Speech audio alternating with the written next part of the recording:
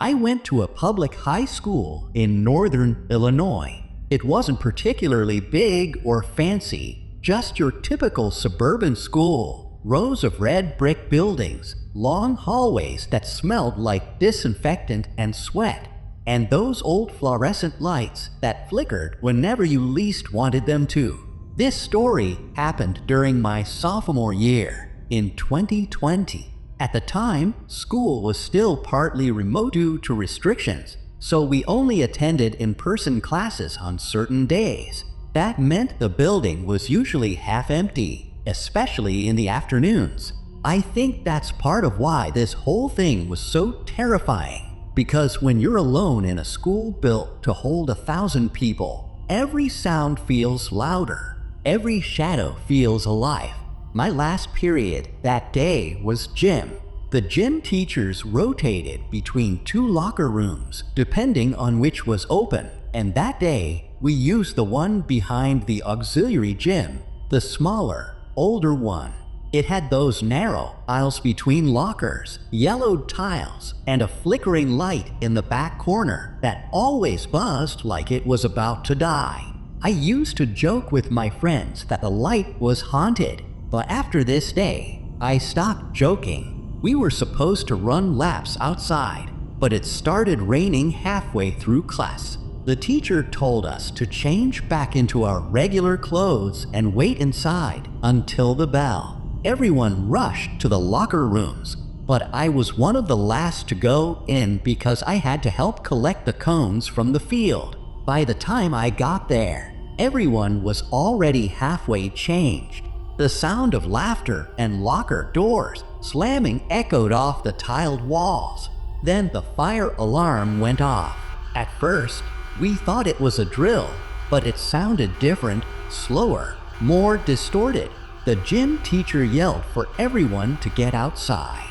Most of the guys grabbed their stuff and ran through the main exit, but I'd already locked my backpack in my locker. My phone, my wallet, everything was in there. I didn't want to leave it behind. "Just go. We'll be right behind you," my teacher yelled. But when I ran back toward my locker, the alarm suddenly cut off. The sound just stopped. No fading, no echo, just total silence. I froze for a second, trying to process it. That's when I noticed something. The other exit door at the far end of the room had swung shut. The handle was moving slightly, like it was being pulled from the other side. I thought maybe someone else got left behind, so I called out, "Hey, is someone there?" No response. I waited a few seconds, then heard a faint metallic clang, like someone bumping into a locker. I started to feel uneasy. The rest of the school was supposed to be outside. I told myself maybe it was the teacher coming back to check the room, but when I looked down the aisle, I didn't see anyone. That's when the flickering light in the corner started buzzing again, louder this time. The bulb flashed once, twice, then steadied, casting this pale, almost greenish light over the lockers. For a moment, everything looked still. Then, in the reflection of one of the locker doors, I saw movement behind me. I turned around immediately. Nothing. Just my own open locker and a few benches. But the reflection, I swear I saw a shape. Someone tall, standing near the showers. "Coach?" I said, trying to sound casual. My voice echoed weirdly, bouncing down the rows of lockers. No answer. I tried to laugh it off, even muttered to myself, "Get it together, man." But I couldn't shake the feeling that I wasn't alone.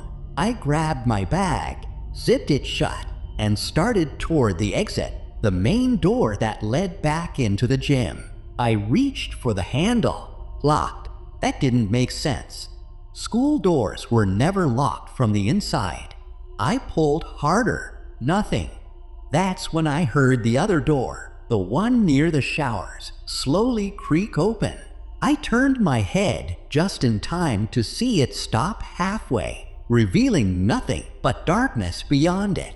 The hallway light outside was off, and the only light now was from that buzzing fluorescent bulb.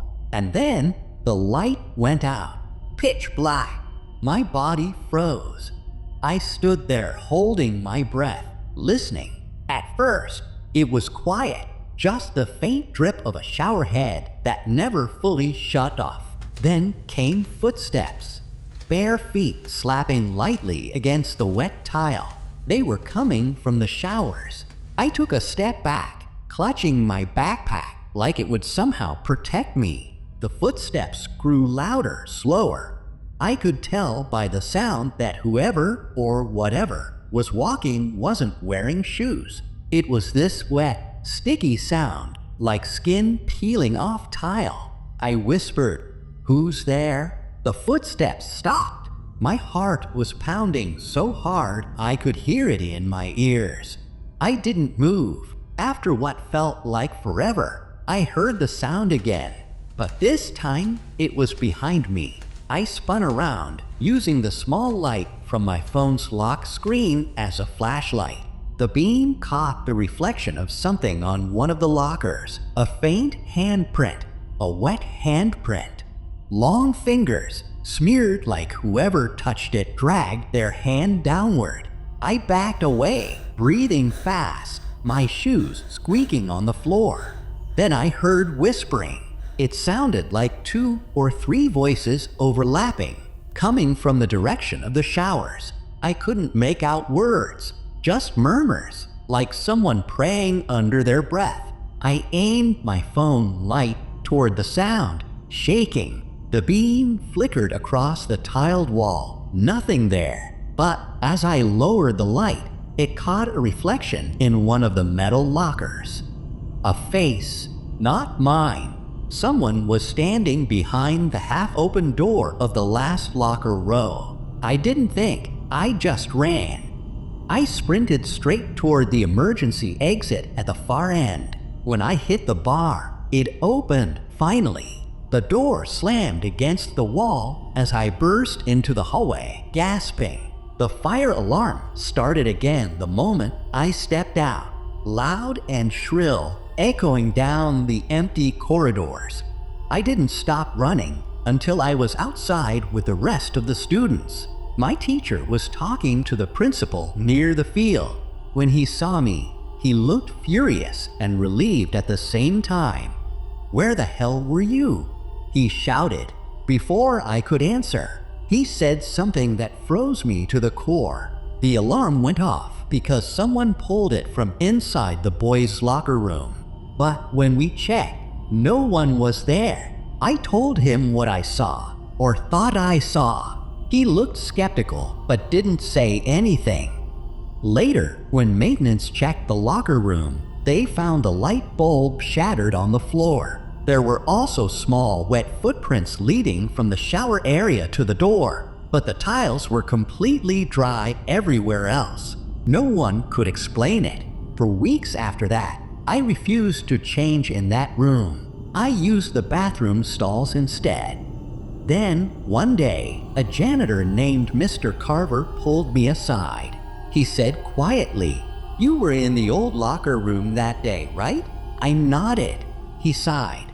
"You know, that used to be the swimming locker before they built the new pool. Back in '89, a kid drowned during practice. They drained the pool after that, turned it into a storage area. But his stuff, some of it's still in those lockers." I asked if he was serious, and he nodded again. "I've cleaned that room for 20 years. Sometimes I still hear the showers turn on by themselves. I just don't go near the back anymore." I wanted to believe he was joking, but a few days later, I had to pass by the auxiliary gym again. The lights were off inside, but through the glass door, I could see the reflection of the locker hallway. And in that reflection, for a split second, I thought I saw someone standing at the end, watching, barefoot.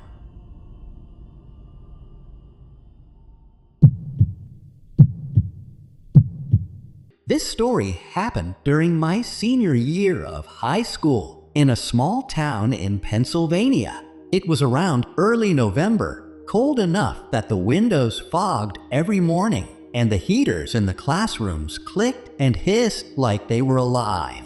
I went to a fairly average public school, the kind where everyone knew everyone else, and teachers stayed there for decades. We didn't get new staff often, so whenever a new face appeared, it stood out.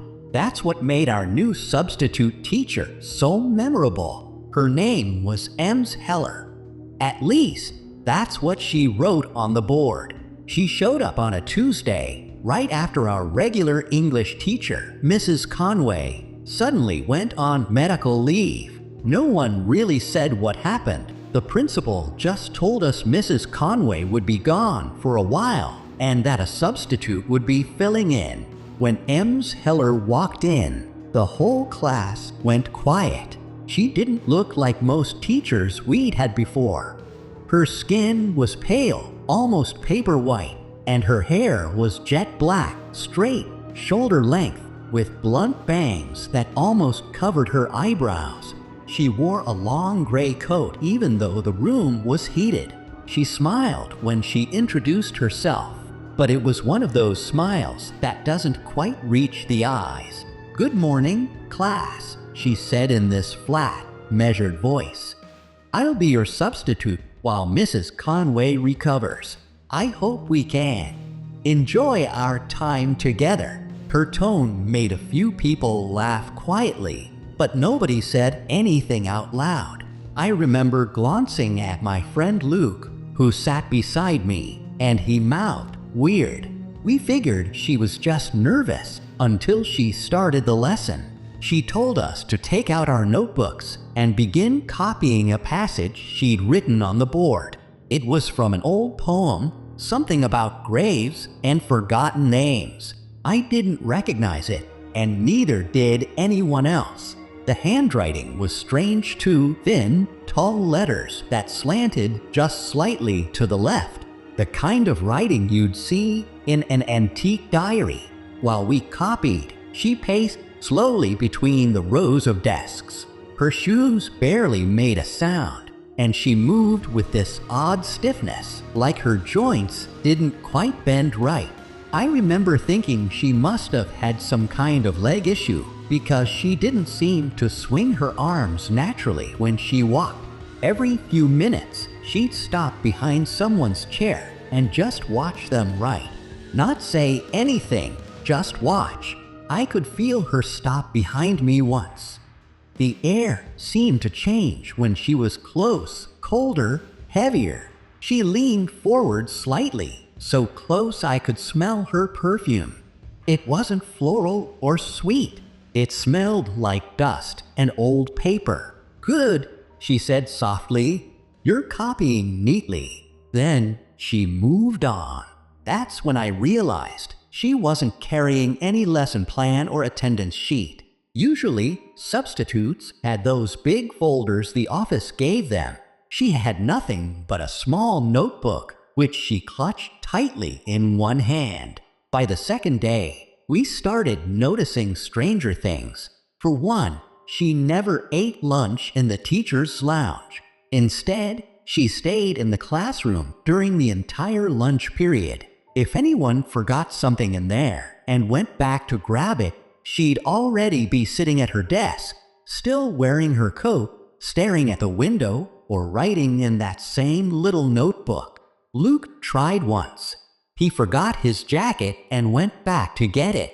When he returned to the cafeteria, his face was pale. "She was just sitting there," he said. But she wasn't writing. She was staring at her notebook, whispering something to herself. Like, he hesitated, like she was talking to it. We all laughed it off. The way teenagers do when something doesn't make sense and you'd rather joke than admit it's bothering you. But then, Friday happened. That day, school dismissed early because of a teacher meeting. We got out at 1:30, and buses didn't leave until 2 o'clock. Most people hung out in the hallways or outside. I stayed behind in the classroom for a few minutes to grab my things. When I realized I'd forgotten my earbuds, I went back inside. The classroom was empty, or it should have been. But Ms. Heller was there, standing near Mrs. Conway's old desk. She had her back turned to me, facing the storage cabinet. It looked like she was looking for something. I didn't want to startle her, so I said quietly, "Sorry, Ms. Heller. I just left my..." She turned around before I could finish. Her face was completely blank. Not angry, not surprised, just empty. She didn't blink for a few seconds. Then she smiled that same too wide smile and said, "Oh, you came back." Her voice sounded lower than usual, rougher, like she'd been whispering for hours. I tried to act normal. "Yeah, sorry. I just forgot my earbuds." She nodded slowly and said, "You should be more careful about what you leave behind." It sounded almost like a warning.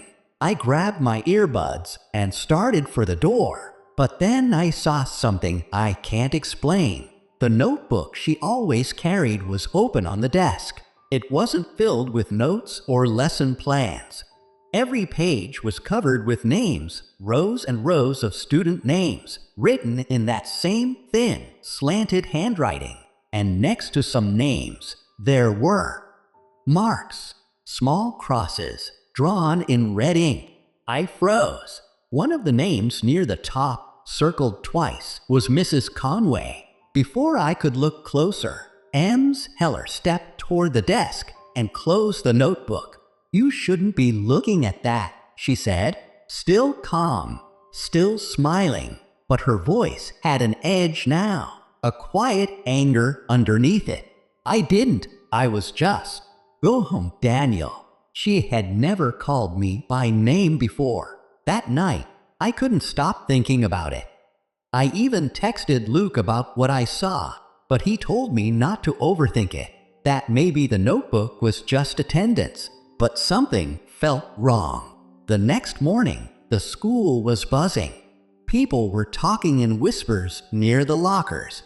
That's when I overheard someone say that Mrs. Conway had passed away. They didn't give details, only that she had died suddenly the previous evening. My stomach dropped.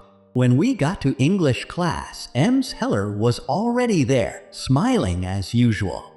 "I have sad news," she said. "Mrs. Conway won't be returning to school." She said it like she'd been expecting it, like she already knew. No one spoke. Some of the girls near the front started tearing up. Ms. Heller just opened her notebook and began writing something new. I glanced at Luke. He looked back at me, pale as chalk. After class, he pulled me aside and said, "Dude," she added Mrs. Conway's name again. I saw it when she opened her notebook. I didn't go back to that class the next day. I told the nurse I felt sick and called my mom to pick me up. When I came back the following Monday, she was gone. Just like that. The principal said the district had reassigned her. Nobody knew where. A few weeks later, I was helping clean out old textbooks with another teacher when I found something inside one of the storage cabinets, a black leather notebook. I opened it. All the names were there. Some were our classmates. Some had red crosses beside them. And at the very bottom of the last page, there was a new name, mine. For months afterward, I couldn't sleep right. Every time I closed my eyes, I'd hear her voice, flat and distant, saying that line again. "You should be more careful about what you leave behind." I still don't know who she really was or how she knew all of our names, but a few students who graduated before us swore they remembered her too, said she'd substituted for their English class back in 2015. The thing is, those students graduated years before I even started high school, and Mrs. Conway was still teaching back then.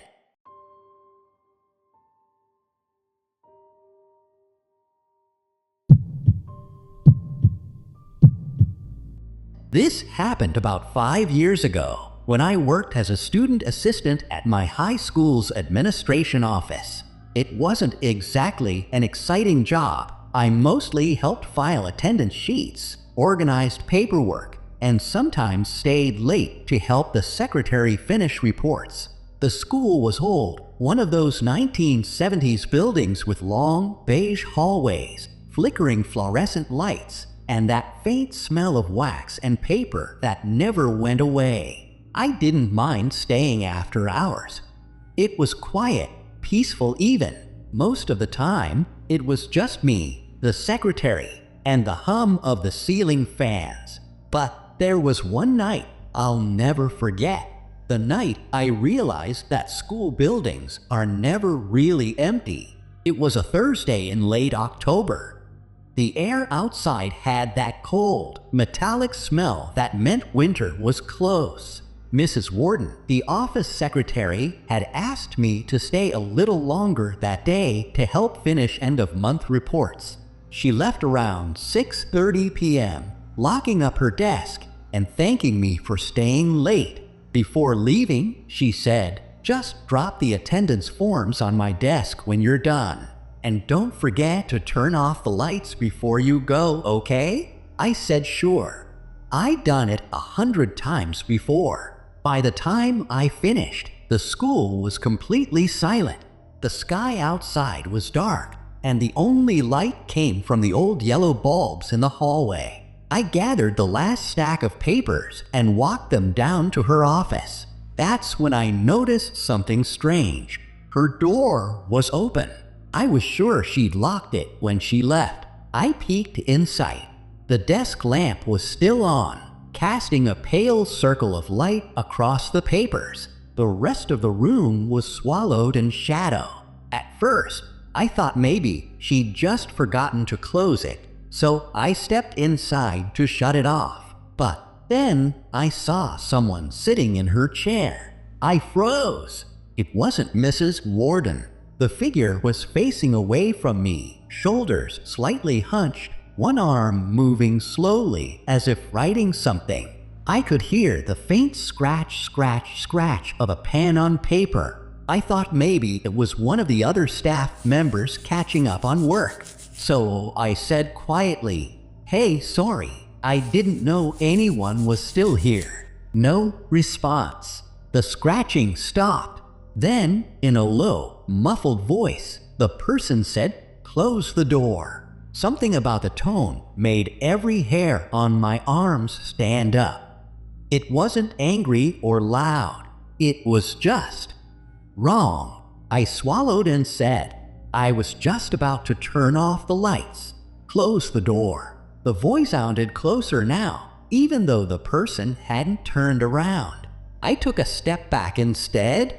"Okay, I'll come back later." That's when the chair slowly began to turn. It turned just enough for me to see part of their face, pale, almost grayish, with dark circles under the eyes. But what really got me was the expression. They were smiling. Wide. Way too wide. And their eyes. I don't even know how to describe them. They looked empty. Like they were staring at something far away or through me entirely. That's when I realized something else. There was no sound in the room. The hum of the lights, the ticking of the wall clock, all of it was gone. Just silence. Then the person spoke again in that same slow, flat voice. She said she'd be back by now. I couldn't move. I didn't even breathe. "Who?" I managed to whisper. They turned the rest of the way toward me. It wasn't anyone I recognized. Not a teacher. Not a staff member. Just a man, maybe in his 30s, wearing an old school staff badge that looked faded and cracked. The logo on it was the school's, but the design was outdated, like it hadn't been used in decades. He smiled again. "Mrs. Warden," he said softly. "She said she'd be back by now." And then, without warning, he slammed his hand down on the desk. The sound snapped me out of it. I turned and bolted. I ran down the hallway, my footsteps echoing so loud it felt like the whole building was alive again. I didn't look back until I reached the main door. When I did, I saw the office lights flicker. Once, twice, then they went completely out. The next morning, I told Mrs. Warden what happened. She frowned and said she had come back briefly that night, around 7, because she'd forgotten her purse. But when she went into her office, the light was already on and the chair was turned away from the desk. "I thought maybe you came back," she said. But when I looked, there was nobody there. Later that week, I was organizing the archives in the back room. Old files, payroll sheets, photos of former staff. When I came across something that made my stomach twist, it was a stack of ID badges from past employees. Most were yellowed and brittle. The last one in the stack stopped me cold. It was the same man I'd seen sitting in Mrs. Warden's chair. Same face, same half smile. His name was Mr. Dyer. According to the tag, he'd worked there as an assistant clerk until 1993. The note attached to his file said he had passed away at his desk during an overnight shift. Since that night, I've never stayed late at any job again. And every time I pass an empty office with a light still on, I feel this deep, cold unease in my chest, like someone's still sitting inside, waiting for someone who never came back. Some nights, I still hear that voice in my head. Calm, distant. She said she'd be back by now.